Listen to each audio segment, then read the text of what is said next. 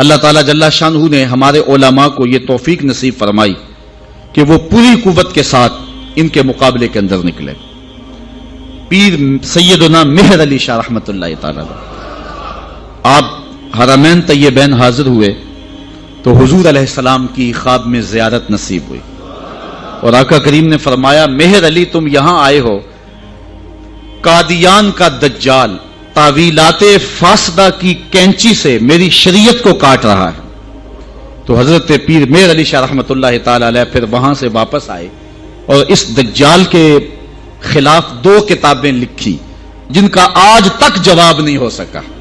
2 کتابیں لکھی، اس سے جواب تو نہ ہو سکا لیکن پیر مہر علی شاہ کو اس نے چیلنج کر دیا کہ آپ میرے ساتھ مناظرہ کریں، اور خود جگہ مقرر کر دی لاہور کی بادشاہی مسجد اور خود ہی شرائط مناظرہ طے کر لیں اور کہا کہ آپ کے ہاتھ میں بھی کاغذ قلم ہوگا، میرے ہاتھ میں بھی کاغذ قلم ہوگا، ہم تفسیر لکھیں گے، علماء کی جیوری بیٹھے گی، جس کی تفسیر اچھی ہوئی وہ سچا ہوگا. یہ تو کوئی بات نہیں تھی لیکن پیر صاحب نے کہا ٹھیک ہے آ جاؤ. پیر صاحب پھر گولڑا سے چلے اور لاہور پہنچے. یہاں ایک اور بات میں بتاتا جاؤں، جب پیر صاحب وہاں سے آئے تو اکیلے نہیں آئے، علاقہ بھر کے علماء کو ساتھ لیا. پیران عظام کو کہا آؤ چلے لاہور، ایک دجال کا مقابلہ کرنے جانا ہے. ایک پیر صاحب کو پیغام بھیجا تو انہوں نے کہا پیر صاحب ہم پیر لوگ ہیں، چھوڑو آپ کس کام میں پڑ گئے ہیں، ہمارا کام کیا جو ہے وہ ان امور سے. تو پیر صاحب نے جو جواب بھیجا وہ تاریخ کے ریکارڈ پہ ہے. فرمانے لگے پیر صاحب یہ پیری نہ ہوئی، یہ بےغیرتی ہوئی. ختم نبوت پہ ڈاکہ پڑ رہا ہو اور ہم پیری کی بکل مار کے بیٹھے رہیں. پیر صاحب وہاں سے چلے اور لاہور پہنچے. مرزا دجال کو نہیں آنا تھا، نہ آیا، اور اس نے بہانہ یہ بنایا کہ پیر صاحب کے ساتھ سرحد کے پٹھان آئے ہیں اور وہ مجھے مار دیں گے، اس لیے میں لاہور نہیں گیا. پیر صاحب پھر گئے اور آپ جشن فتح کا منایا. شورش کاشمیری نے لکھا ہے کہ پیر صاحب کے چہرے پہ میں نے جلال دیکھا اور پیر صاحب فرمانے لگے کہ وہ تو کہتا ہے کہ قلم اور کاغذ لیں گے اور جو ہے وہ لکھیں گے. کہا کہ اگر وہ آ جاتا تو میں کاغذ پہ قلم رکھ دیتا، قلم خود ہی لکھتا. اللہ اکبر یا رسول اللہ.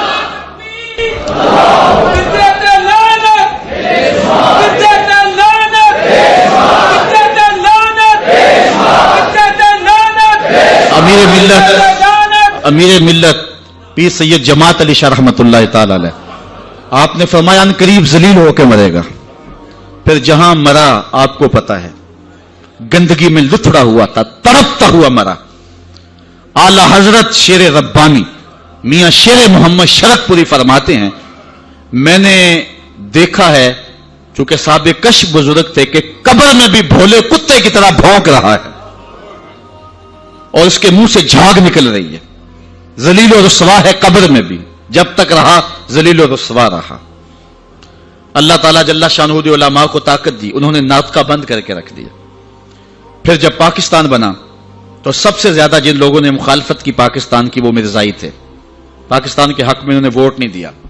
آج بھی جو ربوے میں دفن ہوتے ہیں وہ امانتاً دفن ہوتے ہیں.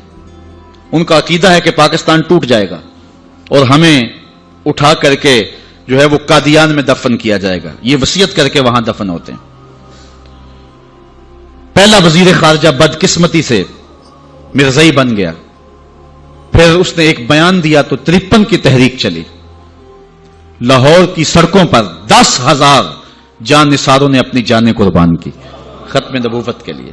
وہ لمحے ہم نہیں بھول سکتے ہیں. تاریخ سے آج بھی حرارت نکل رہی ہے کہ ایک خاتون اپنے بیٹے کو بیانے کے لیے لے جا رہی تھی. ارمانوں سے اس بیوہ نے اپنا بیٹا پالا تھا. آج سرے لگا کر کے اس کی بارات لے جا رہی تھی کہ جب مال روڈ پہ پہنچی تو تڑ تڑ گولیوں کی آواز آنے لگی. روک کے پوچھا کیا ماجرا ہے؟ کہا ختم نبوت پہ لوگ جانے وار رہے ہیں. اس نے بارات سے معذرت کی، بیٹے کے سر سے سرا اتارا اور کہا بیٹے میں دودھ معاف نہیں کروں گی اگر حضور کے نام پہ جان نہیں وار دے. تجھے میں شہادت کا دولہا بنانا چاہتی ہوں. اچھا جب وہ زخموں سے چور ہو کے گرا، دور ماں کھڑی منظر دیکھ رہی تھی. اس نے ماں کو پکار کے کہا امی بھاگ کے آ، دیکھ کہ میری پشت پہ کوئی گولی تو نہیں لگی. تیرے پتر نے ساری گولیاں سینے پہ کھائی ہیں، اور وہ گھڑیاں بھی ہم نہیں بھول سکتے جب نواب آف کالا باغ اس تحریک کو دبانے کے لیے کوشش کر رہا تھا۔ وقت کا گورنر وزیر خان کی تاریخی مسجد میں علامہ نیازی للکار رہے تھے، او نواب آف کالا باغ، تیری لمبی لمبی مونچھوں سے بغاوت ہو سکتی ہے، محمد عربی کی کالی کالی زلفوں سے بغاوت نہیں ہو سکتی ہے۔ پھر ایک ڈی ایس پی کے قتل پر علامہ نیازی ماخوذ ہوئے، جیل میں چلے گئے، سزائے موت ہو گئی۔ پیرزادہ اقبال احمد فاروقی نے لکھا ہے کہ ہم 9 عمر تھے، علامہ نیازی سے ملنے گئے تو جس شخص کو سزائے موت ہوئی ہے اور حضور کے نام پہ ہوئی ہے، جب اچانک اس کے چہرے کو دیکھا تو ہمارے اوپر ایک وحشت طاری ہوگی، دہشت طاری ہوگی، ہم رونے لگے۔ نیازی صاحب نے جو قمیض پہنی تھی وہ جیلیوں والا لباس، چونکہ قادآور تھے تو پیٹ ننگا ہو رہا تھا، تو نیازی صاحب ہمارے قریب آئے تو ہمارے سر پہ شفقت کا ہاتھ رکھا اور ہمیں تسلی دینے لگے۔ اللہ ہوتا یہ ہے کہ جب کوئی جیل میں پہنچ جائے اور اسے سزا موت ہو جائے تو اس کا خون گھٹ جاتا ہے، لیکن تاریخ کا ریکارڈ ہے کہ علامہ نیازی کا خون بڑھ گیا تھا۔ جس دھج سے کوئی مقتل میں گیا وہ شان سلامت رہتی ہے، اس جان کی کچھ پرواہ ہی نہیں، یہ جان تو آنی جانی ہے۔ تو جب کہتے ہیں ہم لرز گئے تو نیازی صاحب نے ہمارے سر پہ ہاتھ رکھ کے مسکرا کے کہا، او بیٹو ان کا لباس مجھے پورا نہیں آتا، پھانسی کا پھندا کیسے پورا آئے گا؟ اور پھر زمانے نے دیکھا کہ باعزت اور باوقار علامہ نیازی جو ہیں وہ باہر تشریف لائے، سلسلہ چلتا رہا۔ جب بھٹو کا دور آیا 74 کے اندر نشتر کالج کے کچھ طلبہ مری جا رہے تھے، ربوے سے گزرے تو مرزائی غنڈوں نے ان کو جو ہے وہ سب و شتم کیا اور ذوب و زود کیا، ان کو مارا زخمی کر دیا۔ تو تحریک پھر دوسری بار جو ہے وہ مرزائیت کے خلاف اٹھ کھڑی ہوئی، جو کراچی سے خیبر تک پورے بانکپن کے ساتھ چلی۔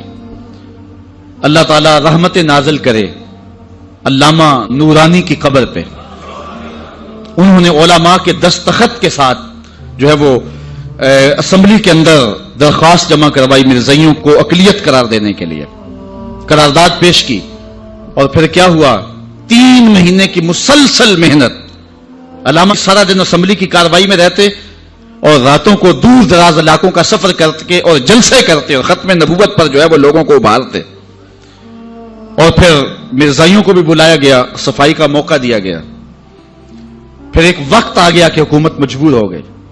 مسٹر بھٹو علامہ نورانی سے کہنے لگے، نورانی صاحب یہ تو مدارس کے دارالافتاء کا مسئلہ ہے جو آپ اسمبلی میں لے آئے، یہ تو علماء کا کام ہے کہ کون کافر ہے اور کون مومن ہے، تو آپ اس کو اسمبلی کے فلور پہ لے آئے ہیں تو اس کو مدارس میں حل کرنا چاہیے تھا۔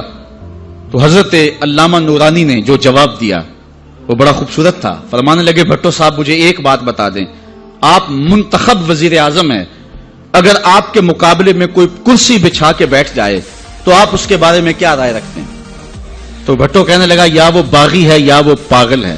تو کہا، بھٹو صاحب وزارت کی کرسی چھوٹی ہے، ختم نبوت کی کرسی بڑی ہے، اب جو کہتا ہے میں نبی ہوں ماننا پڑے گا، یا پاگل ہے یا باغی ہے۔ پھر وہ وقت آیا، 7 ستمبر کی شام تھی کہ اسمبلی کے فلور پر جدھر دیکھتے تھے نعرہ رسالت اور نعرہ توحید اور ختم نبوت زندہ باد کے نعرے ہی گونج رہے تھے۔